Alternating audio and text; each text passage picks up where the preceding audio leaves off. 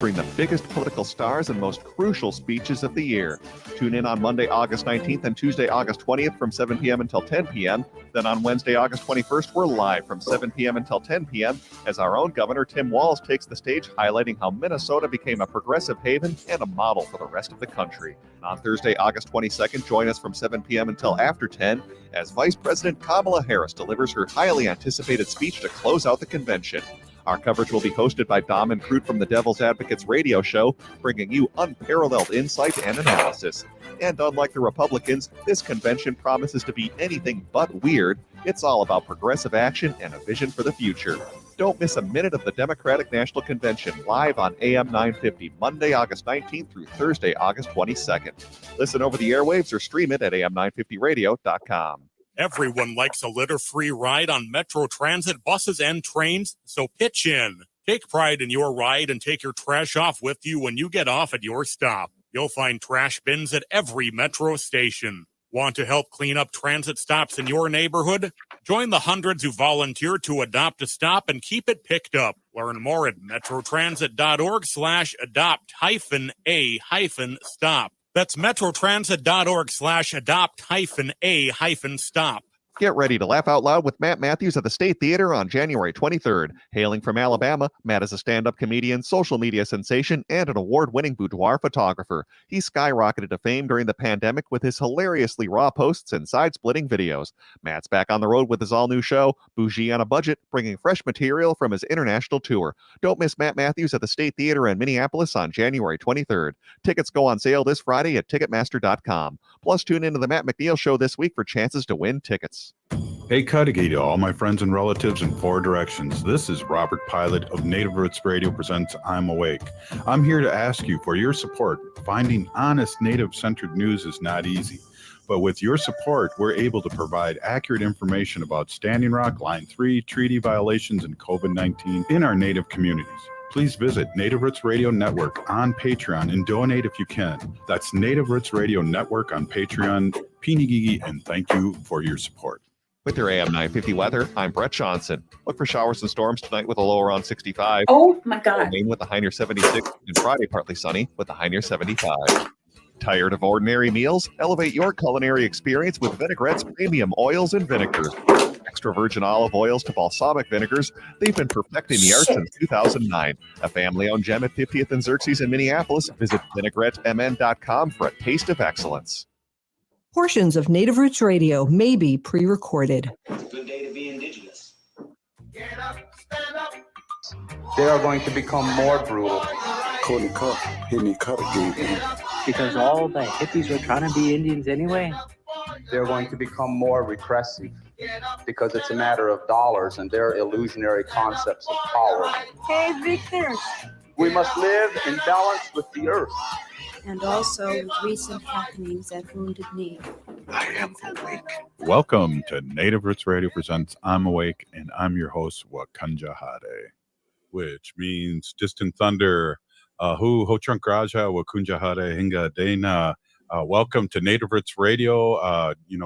Hailing Native issues are human issues, and human issues are Native issues. Yes, you are right, Dega. This episode is supported by the city of Minneapolis with Minneapolis A.I.R, American Indian Relations. Hey, we're always excited to host these monthly conversations in partnership with the city of Minneapolis, and we discuss American Indian relations within the city. And I want to hand this over to our guest host, Christine McDonald. Welcome to Native Roots Radio and our special American Indian Relations Minneapolis A.I.R show. Hoa. Hoa. Thank you, Robert. It's always so great to see you again, and Haley too. So, Buju, Ogadaki Gabwik Nindishnika, Zashijak Nindundem. I am Christine McDonald. I'm the American Indian Community Specialist with the City of Minneapolis, and I am your host this evening for Minneapolis A.I.R, American Indian Relations. This show is produced by the City of Minneapolis to give you the latest news about our city. So, it's that time of year again. Kids across Minneapolis are getting ready to head back to school. Parents are getting their lists together. You got to get your backpack, notebook, pencils, and everything that your kid's going to need to learn. However, there's one more thing that you need to check off that list, and that's making sure that your kids' vaccines are up to date. August is National Immunization Awareness Month, and the Minneapolis Health Department is using this time to draw attention to the importance of getting kids fully vaccinated in time for school. Nearly 2 out of every 5 Minneapolis kids are not up to date on childhood vaccines. Approximately 3 in 5 Minneapolis teenagers are not up to date on their adolescent vaccines. Minneapolis kids are well below the target set by the National Centers for Disease Control and Prevention for starting measles, mumps, and rubella vaccines. The CDC does want 95% of kids to have their first shots by kindergarten, but only 62% of those Minneapolis kids from birth to 4 years old have had their first measles shot.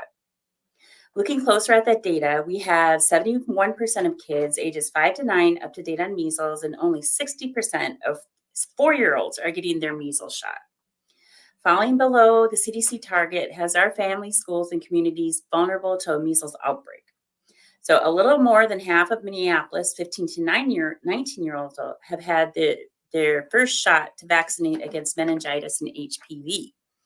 About 66% have received their first meningitis shot, 61% HPV, so maybe say slightly above half of what we need to be at. So joining us to talk about vaccinations is Maria Skjefte. She's a community outreach and education specialist with the Maternal Health and Adolescent Health Division of the Minneapolis Health Department. Hi, Maria. Hi. Hi. Can you tell us a little bit about you and your work for the city's health department? Yeah, so like you said, my name is Maria Skjefte, and I'm enrolled in White Earth Reservation here in Minnesota.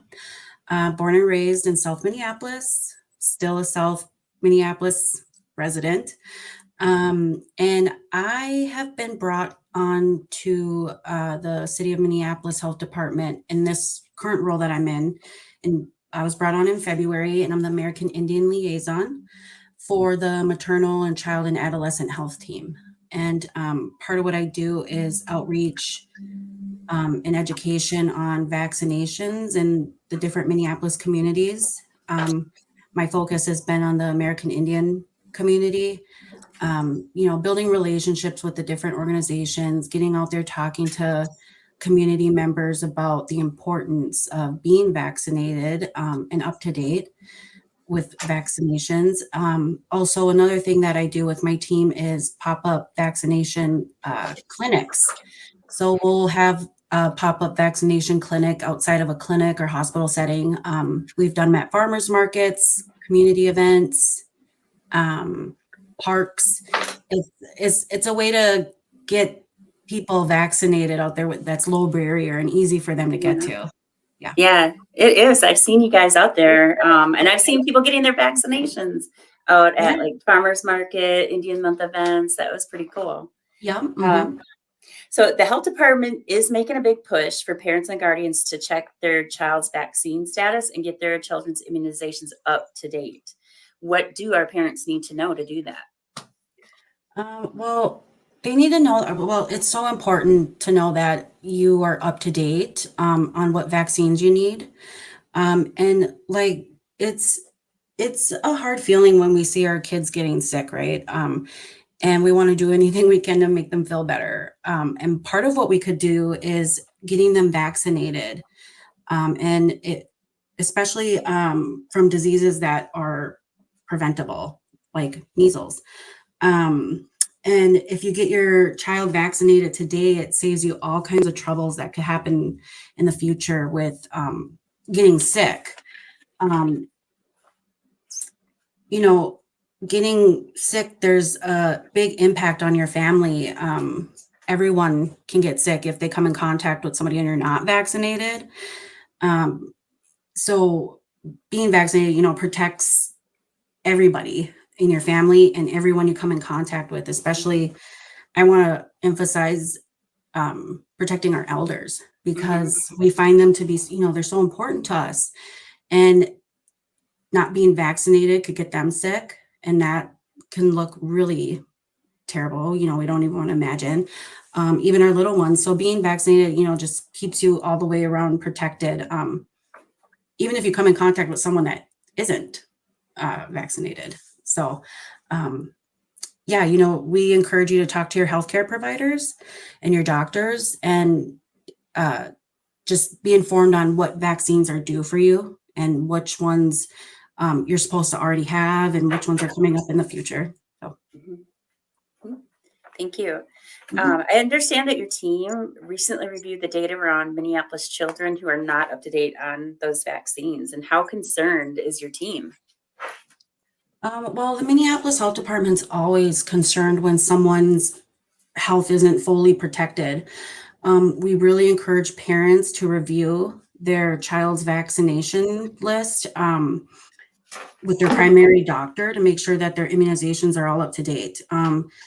Especially now when it's August, September coming up, back to school is coming up, and your kid's going to be in school by other children, by teachers, whoever they come in contact with at school. It's really important that they are protected and that the community stays safe. So, yeah. Yeah, absolutely. We always tend to see a big spike in illness when our kids get back into that classroom with each other. I know.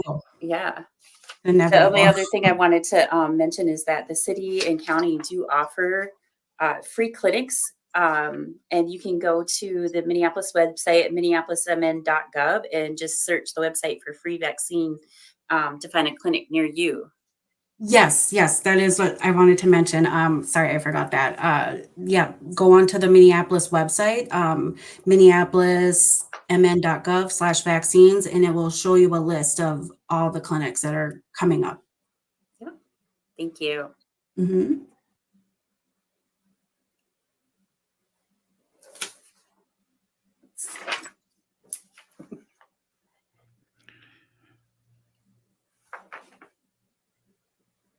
I thought I seen 1 minute. 1 minute yet. Okay. For 1 minute. I know NAC Native American Community Clinic will be offering free walk-in clinics on Saturdays beginning in August here. Native American Community Clinic is right off of Franklin Avenue there, and a really great resource for our Native American families. Yep. Oh, yep. They're right in the community.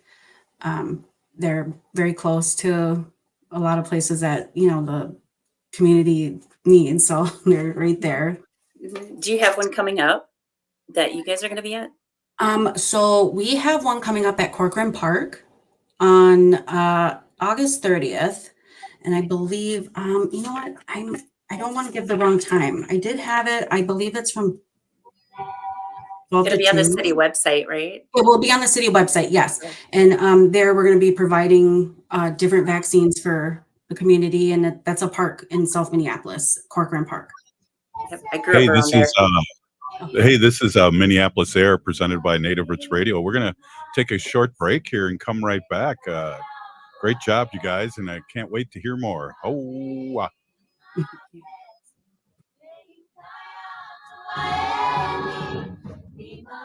Unwanted sexting or photos, inappropriate jokes, even tickling or wrestling can feel like a violation. Catcalling, cornering, or groping, getting them drunk or high for sex, recording sexual acts without permission, hurting someone because of their sexual orientation, raping a family member, a child, a date, a friend, a stranger, purchasing a human being for sex. You make the choice every single time. Sexual violence is many things. Make a choice. Do not do it.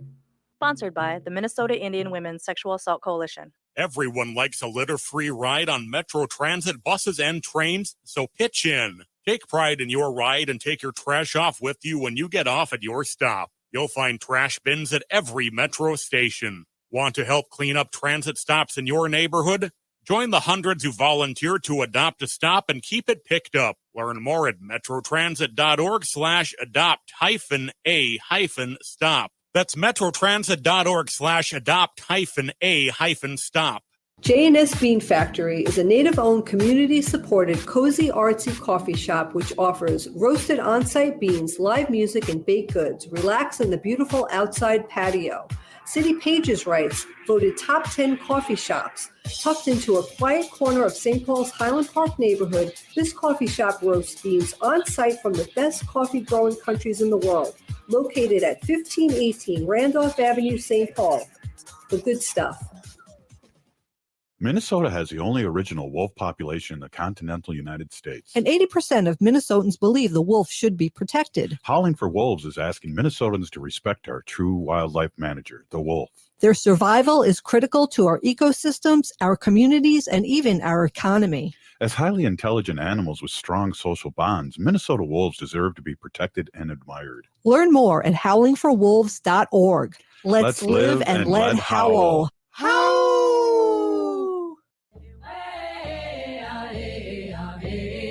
Hi, I'm Jane Fonda, and you're listening to Native Roots Radio. And we're back to Native Roots Radio presents I'm Awake, and this is Robert Pilot. Episode is supported by the City of Minneapolis with Minneapolis A.I.R, and here's our guest host, Christine McDonald. Community specialist with the City of Minneapolis, and joining us today is Maria Skjefte with the Minneapolis Health Department, and we are talking about vaccines and getting your kids vaccinated in time for school. So according to your data, 40% of Minneapolis kids are not up to date on their childhood vaccines. That means 2 out of 5 children. And only 62% of Minneapolis kids from birth to 4 years old have had their first measles shot. That leaves so many unprotected. Measles cases in Minnesota have significantly been on the rise. Most cases since 2017. That has to be really concerning for the health department and your team specifically. Yeah, absolutely. It's really concerning. With that, excuse me, with that case, those cases going up like that, we are very concerned and want to keep sending out this message that it's so important to go in and get vaccinated and be on top of your vaccinations. It's all about protecting yourself and your community, right? So just being safe about that and protecting your family and getting staying on top of those vaccines and talking to your healthcare provider would be really helpful for what you need to do. You talk to your doctor about, healthcare things. Yeah. So can you tell us why kids are delayed on their vaccines so much right now? A lot of it had to do with the pandemic. A lot of families were falling behind. People weren't going in as usual, like on a regular basis to get those vaccinations. And it just became harder when you fall behind. It's kind of hard to keep up, right? So there's that. And then I believe there's a lot of misinformation out there on vaccinations, and a lot of people, it's challenging for parents to want to get their children vaccinated with all this misinformation, right? Mm-hmm. Like they believe it's not safe, or, like they can get hurt or something like that. But we want to also say, talk to your provider, talk to your doctor, let them know your concerns, and the doctor will be able to go in more depth about what the vaccine is, what it does, how it works, things like that to keep you safe. So yeah, I believe it was the pandemic, and a lot of misinformation was causing a delay. Mm-hmm. I know a lot of people are afraid to go into the doctor's office during the pandemic. Oh yeah. Go anywhere. Yeah. According to the CDC, kindergartner vaccine coverage has been declining over the past 2 school years, from 95% to 93% nationally. There are even more significant drops depending on where you live. So how concerned about this age group are we, and why? We are concerned. In Minneapolis, only 60% of children have completed their childhood vaccines, their vaccine series before kindergarten. It's so important to keep on track with those vaccination schedules because it protects your child and their classmates. As they get older, they're exposed to more people. There's sports, there's clubs they get involved with. There's just more people they get around, right? So starting to keep up with their schedule. I know people get busy, their families get busy, but keeping up with that vaccine schedule will just, help you keep you safe. And it kind of, if you think about it, it prevents a lot of things that can happen from not being vaccinated, like being hospitalized. Sometimes these children that are catching the measles, they end up in the hospital. It causes all kinds of things, and that can all be prevented by getting vaccinated. Do you happen to know, like, when we're talking about getting kids caught up on the schedule, for those that have missed, how do is it they double up? Do they go in more often, or is it you just start right back up and then you stay on that schedule? I think what they would do, I'm not 100% sure, is that you go in and then you just kind of get what you were missing. And if it's a series of shots, I don't think you'd all get it at once, but you come back in for like your second dose or however it works. Yeah. Okay. All right. Thank you. And we've been talking about children, but around 3 and 5 Minneapolis teenagers aren't up to date on their adolescent vaccines. Why is this the case, and how does not being vaccinated affect our teens differently? Well, it kind of all has the same outcome, right? Like they can get very sick, just like the kids, if they're not up to date. They can spread it. Not being fully vaccinated for teens, they aren't fully protected either. And I believe a lot of that had to do with not being fully vaccinated for them too. We go back to the pandemic when families stopped going to the doctor on a regular basis, and wasn't getting routine vaccines for their age. So it's the same outcome for teenagers. And the older you get, the more challenging it comes to kind of catch up on those vaccines, because then you're just like, I got to do all these vaccines, like what, so doing them at the proper ages, I think is best. But yeah, so there's also for high school students, there's the Minneapolis Public Schools has the school-based clinics, and it makes it easy for students to get vaccinated at school. They can go to the clinic during school hours and talk to their staff about making sure they're up to date on their vaccines. Do their parents have to be there for that, or are they able to just go in and? They do want it to be both parent, and the parent doesn't have to be there, but I think they want the parent to be consenting to it with the child, so that they're not just in there like, hey, I'm getting this shot really quick. My parent doesn't know, but so they would like for parents to know ahead of time. Yeah. Okay. For those listening, how do parents know when to get their child vaccinated? Well, at your primary health care, your doctor. So there's vaccines you get when you're born, right? And then there's some that you get before kindergarten. And then as your child progresses through school, there's different ages. And when you go to your primary care doctor clinic, they will be able to tell you at every age what to do. Like, for example, my daughter just turned 4 at the end of June and just got her second dose for her MMR measles vaccine. And I knew it was due between 4 and 6 for the second dose, I believe. And so now with this case on the rise, I've been thinking back about it, and I'm like, okay, I'm really glad that she's protected and safe, because this is scary, right? Yeah. Or it can be, I don't want to scare people, but I mean, measles can cause all kinds of issues that, we don't want to think about our children going through. But yeah, it can also be overwhelming. And I remember, like, when my daughter was younger, they used to give us like a little pamphlet that listed like what all the different vaccines were, their abbreviations. When you said MMR, measles, mumps, rubella, those vaccines. Yeah. What else should we know about the importance of vaccinating our kids? Well, we know that there's many reasons families aren't up to date on vaccines. And we want to just remind people, don't let financial barriers get in the way, because the city of Minneapolis does provide free vaccination pop-up clinics throughout the city of Minneapolis. So there goes the financial cost right there. And then I know it can get so hard, like trying to get time off work or school or whatever it is to get your child vaccinated. We just really want to say that it's so important to make time for that.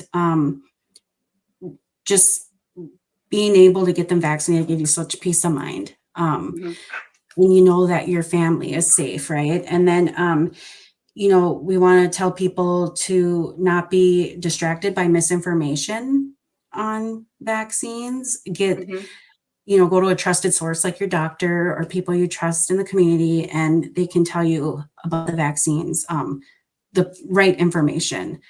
We don't want to hear all these crazy different things, right? So, and then, getting vaccinated will save you the hassle of like a sick kid or future hospital bills. And it'll protect your children from developing serious health issues too by being vaccinated. And we can all do our part by being vaccinated and protecting our community. And we just really encourage you to talk to your doctor. Thank you so much, Maria, for being with us today. Free clinics can be found at minneapolismn.gov. And you can just use the search engine to look for free vaccines near me. Or you can reach out to Maria. You can find her on the city's webpage, I bet. Yeah. Yep. My email is maria.skjefte@minneapolismn.gov. And I'd be glad to help anybody find a clinic. Thank you. Good to see you. Yep. Good to see you. Thank you. Right on. Hey, this is Native Roots Radio along with Minneapolis A.I.R, American Indian Relations. We'll be right back after this short break. Stay with us. The city of Minneapolis is now on Native Roots Radio with Minneapolis A.I.R. A.I.R stands for American Indian Relations. Guest host Christine McDonald talks to people about important things affecting the city's Native communities. Minneapolis A.I.R dives into topics like public safety, public health, elections, and so much more. Tune in to Minneapolis A.I.R on Native Roots Radio from 5 to 6 p.m. on the second Wednesday of every month, right here on AM 950. Bonjour, hello. My name is Wabin. I am an enrolled member of the White Earth Nation, descendant of the Navajo Nation, and co-chair of the Indigenous Employee Resource Group with the Minnesota Department of Transportation. MnDOT is hiring for a variety of positions from road maintenance to accounting and more. We offer great benefits. For more information or to set up a one-on-one resume and application assistance, visit mn.gov/careers, or you can text or call 612-257-2388. 612-257-2388. Minnesotans age 65 plus might qualify for Health Partners Minnesota Senior Health Options. The plan includes personal support, coverage for medical, prescription drugs, and dental, plus over 30 extra benefits. Eligibility information is available at healthpartners.com/oneplan. Health Partners is a health plan that contracts with both Medicare and the Minnesota Medical Assistance Medicaid program to provide benefits of both programs to enrollees. Enrollment in Health Partners depends on contract renewal. Hey, it's Robert Pilot. I want to talk to you about the rising energy costs and how you can manage them with the help of 952 Windows. Many people have plenty of insulation in their roof and attic, but the next significant step for energy savings is installing energy-efficient windows and doors. My good friend owns 952 Windows, a part of Loyal Home. They did a remodeling job on our home 20 years ago and definitely did a better job than the other guys. I've talked to neighbors over the years that experienced contractor problems with those other guys, especially when their window and door upgrades fell short in quality and energy efficiency. But when we made our second floor addition to our home, we used 952 Windows and received an excellent price and exceptional workmanship.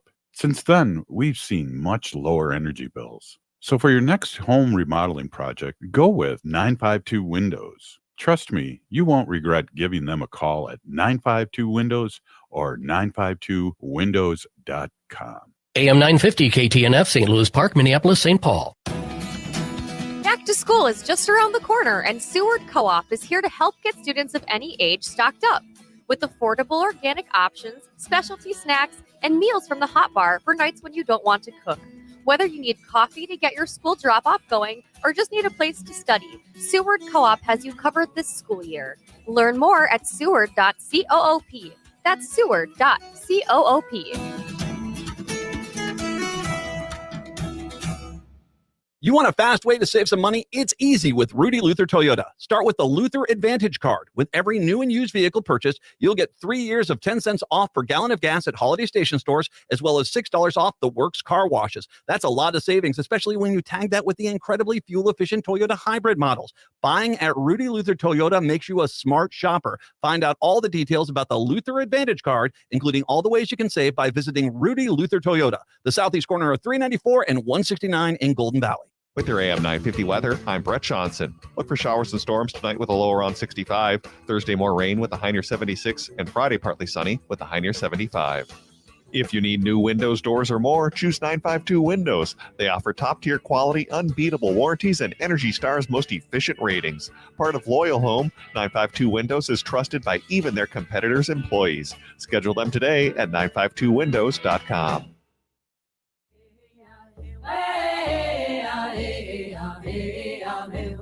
Hi, this is Governor Walz. Thank you for listening to Native Roots Radio.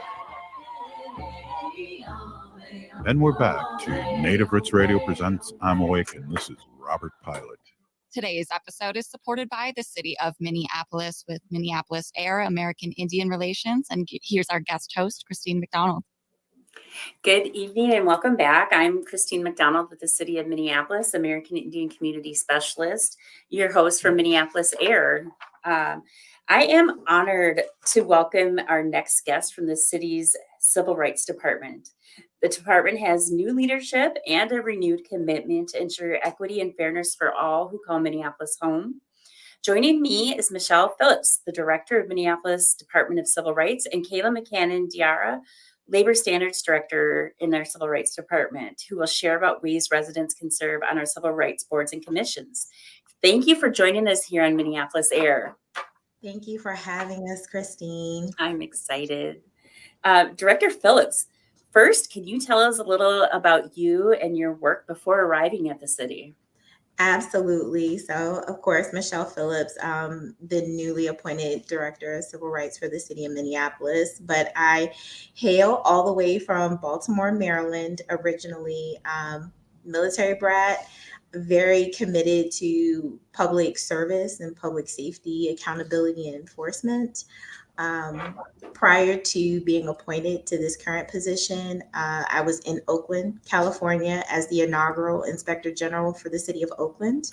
And my jurisdiction, I had independent civilian oversight over the Oakland Police Department by way of doing police performance audits, patterns and practices, and monitoring their compliance with their rules, laws, regulations, and the ordinances within the city of Oakland.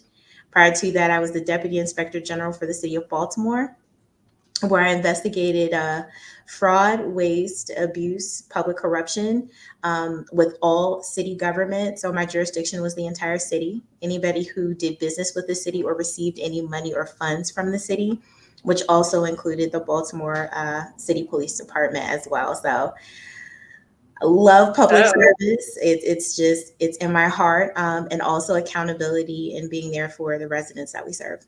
Welcome to Minneapolis. I'm so happy to meet you. You were sworn in just a month ago. How are you settling in?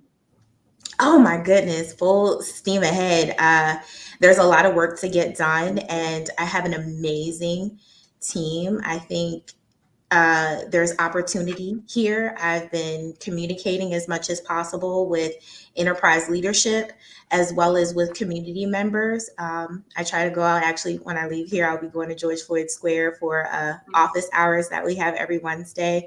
Understanding and just getting to learn what some of the challenges are, not only within the enterprise, but also within the community. So I can help to make sure that we fill those gaps and wage a path forward. I see the North Star, and I think that we have an amazing opportunity to do something really great here. All right, thank you. I'm excited. I can't wait to get you into community meetings with me. Please invite me. Absolutely. So let's talk about your background. You have an extensive background in civil investigation as an Inspector General. What does an Inspector General do? And how does that experience factor into your vision as the Minneapolis Civil Rights Director? So what's interesting is not a lot of people know about Inspector General. positions or offices. They started in the federal government. The 1978 Inspector General Act created Inspector General positions and offices within the federal government, which they were responsible for fraud, waste, abuse, and kind of corruption and abuse of power investigations. So it expanded over the years, and then there were amendments to that to expand to state and local IG offices, Inspector General offices that had a wide range of jurisdictions. So investigating contract fraud, contract compliance, which is one of the divisions in our office, of course, police misconduct, which is also one of the divisions within this office, wage theft, labor standards, and when we say enforcement, also education as well. And I think inspectors generals, as we evolve, we want to be proactive and educate community, but also hold folks accountable when they need to be held accountable. And I think that really helps me in this particular role as I wage a path forward with some amazing division directors that I work with and amazing staff that have hunkered down and want to do what's best for the residents that we serve. So lifelong public servant. People really are my purpose. I love being outside. So for all the viewers out there, please reach out to us in our office. Even if it's just a question, feel free to reach out to us so we can help to educate and communicate. And then if there's a problem, we'll help assist as best as we can. Beautiful. Thank you. Government accountability seems to be a theme in your career. So is that your passion, and how did you even discover your calling? Oh my goodness, I fell into it. No, I'm going to be honest. I was doing police science research in DC. I worked for the National Police Foundation. And when I say police science research, so we looked at how communities were policed. We looked at crime hotspots, cold spots, cool spots.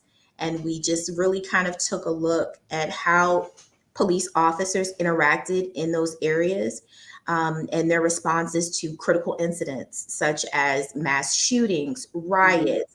We even did some work with state correction facilities to see how they responded and did after action reports. And I got around, and I just was really passionate about that particular type of work, but I also saw kind of some of the gaps in the area of how information was being funneled to community, transparency and accountability. So the city of Baltimore was hiring while I was in DC for special agents. They just appointed a new inspector general at that time, and who is still the current inspector general, Isabel Cumming. And I got a call from a colleague of mine. So networking is important. Mm-hmm. It's to say, they're looking for some really great people. And I think that this is something that you could really do. I know you want to be passionate. And I really wanted to have a seat at the table for underserved folks. Inclusivity is extremely important. And I had a great opportunity to start as a special agent, and I worked my way up through that. So yes, accountability is very important, not just governmental accountability. We must have integrity and ethics in the way that we do things, and we must be transparent in our work. We're public servants. Mm-hmm. So what does the Civil Rights Department do? Oh, we do quite a bit. We quite a bit of things, and we have a lot of opportunity. One thing I'll go through really quickly are our divisions that we do have. So Kaela is our director of Complaint Investigations Division, and I won't speak too much. I'm sure she'll talk a little bit about that.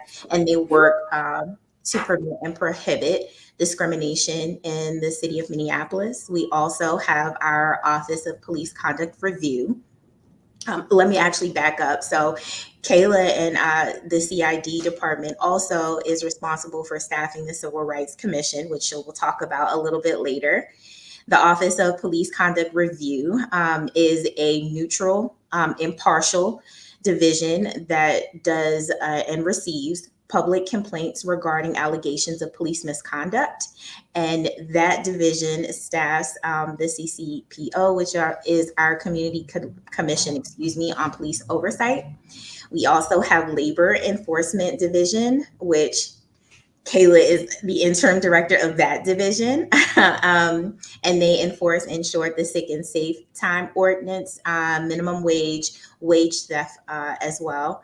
And then we have contract compliance division, where we ensure that the spending by the contractors on any city projects is invested equitably within the workers and they're not taken advantage of. And lastly, we have our equity and engagement division, which helps to get us out in the community, educate, train, and let community members know how we can be of assistance on the front end by educating either business owners or workers and employers, or by letting folks know who may have felt as though some of their rights were violated, either via ordinance, policy, or laws. And then they can find out how to contact us. So we do all of those things, and we are here for the residents of Minneapolis. Wow, that is exciting. That's a big department, and you have bring a lot of great experience into that department. So thank you for being here. I'm going to start asking Kaela a couple questions. Kaela, first, can you tell us a little bit about you and your work in the Civil Rights Department?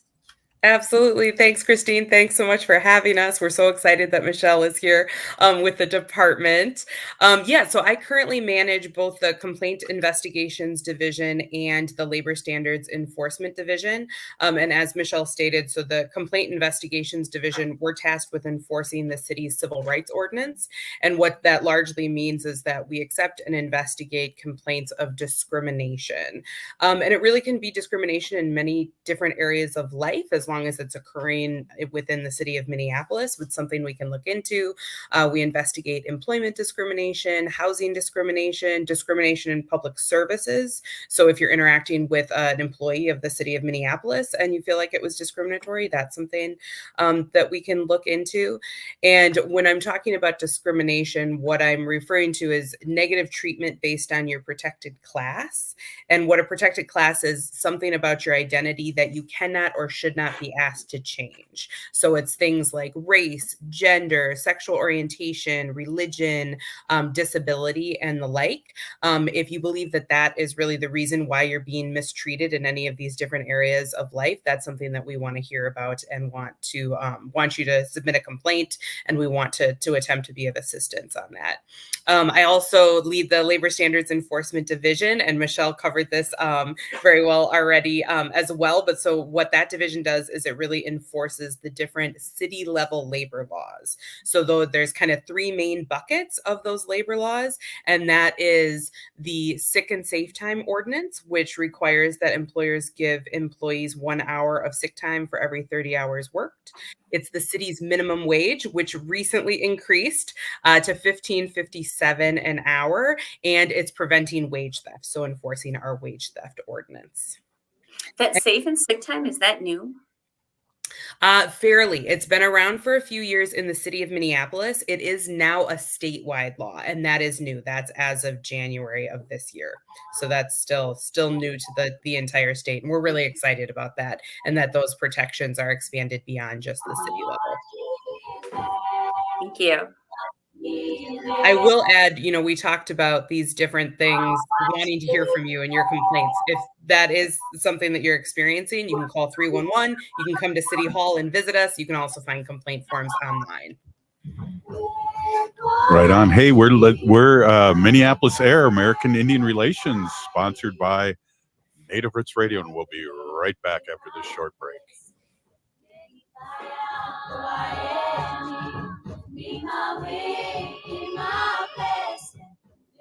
Discover the emotional depth and vivid storytelling of Jay White's Arikara Proper at All My Relations Arts in Minneapolis. This solo exhibition celebrates Arikara culture through the lens of an urban Indian perspective. Experience themes of empowerment, depictions of Native women, stars, and star quilts within White's vibrant acrylic paintings. Arikara Proper is showing now through October 5th at All My Relations Arts in Minneapolis. Get inspired by Jay White's powerful storytelling on canvas. Details at allmyrelationsarts.org. The city of Minneapolis is now on Native Roots Radio with Minneapolis A.I.R. A.I.R stands for American Indian Relations. Guest host Christine McDonald talks to people about important things affecting the city's Native communities. Minneapolis A.I.R dives into topics like public safety, public health, elections, and so much more. Tune in to Minneapolis A.I.R on Native Roots Radio from 5 to 6 p.m. on the second Wednesday of every month, right here on AM 950. Hi, I'm Chuck Manette, owner of Native Concrete and Masonry. With concrete and masonry adding substantial value to your home, it's always a great idea to repair your sidewalks or just add a beautiful new patio. Cracks or heaving in your sidewalks due to tree roots can be dangerous. Native Concrete and Masonry has helped clients across the metro to make their outdoor space safer and helped increase the value to their homes. For patios, sidewalks, driveways, or garage slabs, go to nativeconcretemasonry.com.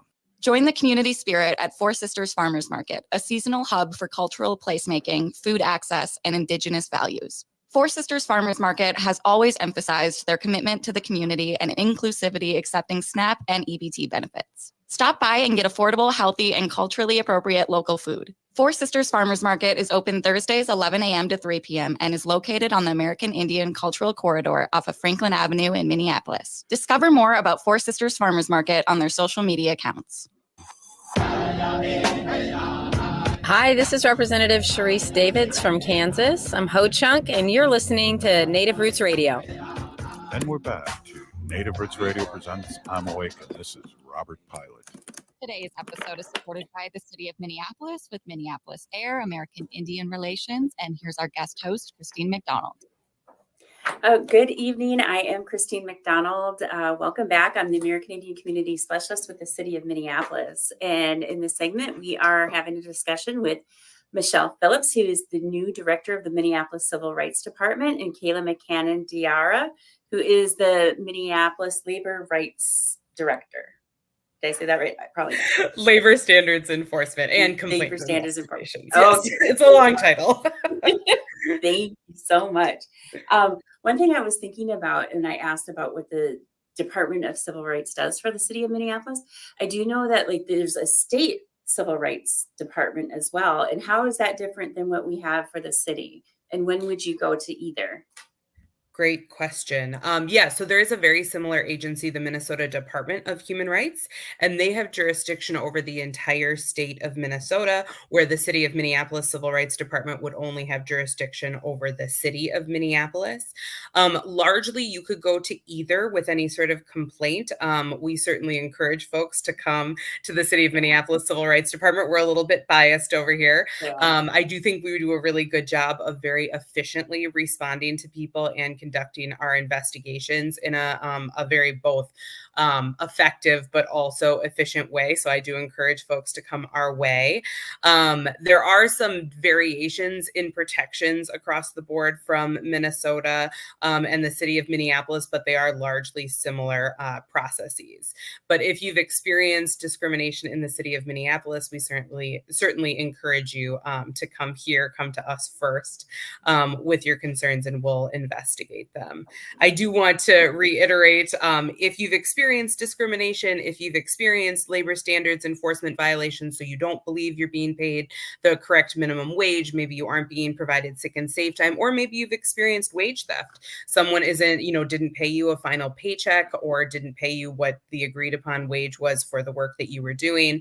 Please do reach out to us. We really do take your complaints and your concerns seriously, and we want to know that these things are happening so that we can do our best to address them. So just to reiterate, if you do have those complaints, please fill out either an online complaint form, if that's the easiest form for you to do it. You can just look up Minneapolis Civil Rights. You'll get to our website, and you can navigate from there as to which type of complaint you might want to make. You can also call 311 if you'd like to talk to someone over the phone and have them fill out that complaint form for you, or you can walk into our offices in City Hall. We're in room 239, and normal business hours, someone is available and can get you a complaint form, can talk to you, can help you understand if you're in the right place. And then related, Christine, to your question about the city versus the state, we do from time to time get complaints that are conduct that happened outside of the city of Minneapolis, and we will refer you to the state if that's appropriate under those circumstances, or other agencies with different jurisdiction depending on where something has occurred. I think a lot of people are familiar with the different types of wage theft and what that looks like. Yeah. So, I mean, the examples we see most often are people who didn't receive a final paycheck. This is especially in a situation where maybe an employment relationship did not end on a positive note. And sometimes those final paychecks are withheld kind of as a part of that, whatever has occurred. So that constitutes wage theft. We also see cases where someone is maybe asked to clock in or to arrive at a work site for a period of time prior to when they're supposed to clock in. So maybe they need to come 15 minutes earlier, maybe it's 30, maybe it's an hour. But if your employer is requiring you to be on site and not allowing you to clock in, that is wage theft because you're required to be at work, but they're not going to count it for the hours that you were there for what they're going to pay you. So those are probably the two most common forms. I was going to say, I think that's the one that I didn't have a word for it or a way to like put it out there, but I think like being younger and a teenager and experiencing that, like you come in for your shift and it's like, okay, you can start, but don't clock in yet, or you can clock out, but I need you to come back and finish stocking these shelves or something of that sort. So yeah, I think it's important that, that education piece out to community, just exactly what are these things that your rights may be being violated and you don't know it. And if you put the math and the money behind that, what that means for those organizations or for those businesses, that can be significant. Absolutely. And if it's happening to you, it's probably happening to other employees at your work site too, right? So it really makes a big impact beyond even your own individual circumstance to report that.